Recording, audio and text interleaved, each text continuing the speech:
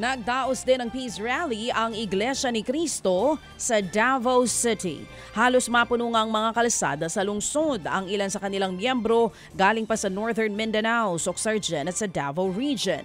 Ilan sa mga panawagan nila ang maunlad na bayan, pagkakaisa at kapayapaan. Mahigit 3,000 security personnel ang pinakalat para mapanatiling mapayapa ang pagtitipon ng INC. Isinara rin ang kalsada sa downtown area ng Davao City. Sinuspindi ang face-to-face classes habang skeletal workforce naman ang mga pasok sa trabaho. Dumagsa din po mga miyembro ng INC sa South Road Properties sa lungsod ng Cebu. Hindi po nila alintana ang maputik at basang lugar matapos nga po ang biglahang buhos ng ulan. Nanawagan din sila ng pagkakaisa at kapayapaan sa bansa. Suportado rin nila ang posisyon ni Pangulong Marcos Jr. na huwag daw pong ituloy ang impeachment laban kay VP Sara.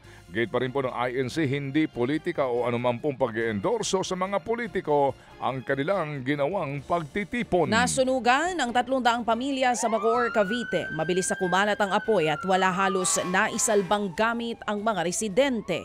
Tumagal din ang nasa 1.5 oras bago naapula ang apoy. Inaalam pang mitsa ng apoy pero ayon sa inisyal na impormasyon ng barangay, nagsimula po yan sa bahay ng isang basurero at kumalat sa iba pang mga kabahayan. Sa barangay covered court muna pansamantalang titira ang mga nasunugan. Wala namang iniulat na nasaktan. Inaalam pa ang kabuang halaga ng pinsala. Patuloy pong hinahanap ang pumatay kay two-time SEA Games gold medalist Mervin Guarte. Sinampahan na po ng kaso murder ang suspect. Lumalabas na selos ang isa sa pangunahing motibo sa krimen. Naghihinala raw ang suspect na may relasyon si Guarte sa kanyang kinakasama. Handa raw po magbigay ng tig-100,000 pisong pabuya ang lokal na pamahalaan ng Calapan at bungabong sa kung sino ang makapagtuturo kung nasaan ang suspect. May dagdag din po 5,000 piso na reward mula sa Calapan Rotary Club kung saan po miyembro ang biktima. Binaha naman ang ilang bahagi ng Luzon at Visayas dahil sa walang tigil na pag-ulan.